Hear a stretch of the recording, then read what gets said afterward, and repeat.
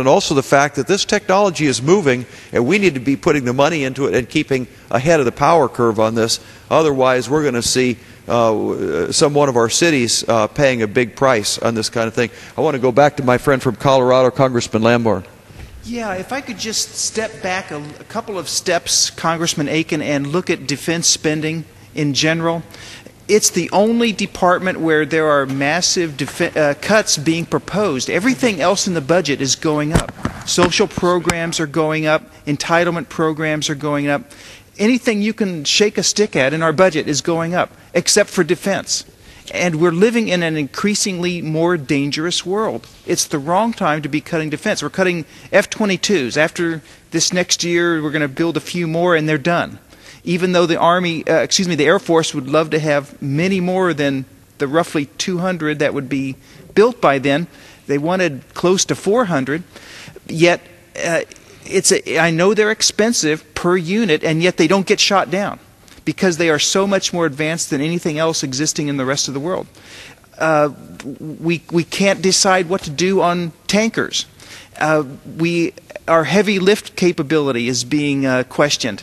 Some of our naval ships classes of naval ships are being just zeroed out completely. So we have some major defense cuts that are being proposed when everything else is going up in the budget. I don't understand that priority. The first responsibility of a government is to protect the safety of the citizens living within its territory.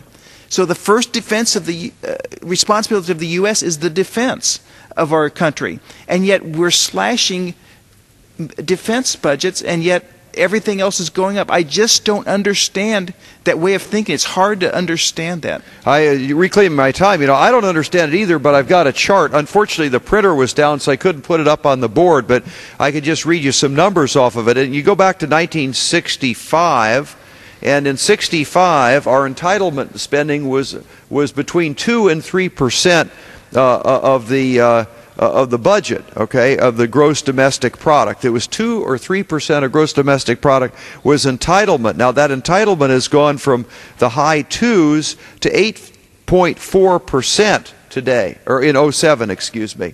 So it's gone from a little over 2 to 8.4%. That's the entitlement growth, and yet the defense spending at about 68 or so was almost 10% of GDP, and that's gone all the way down to 4%.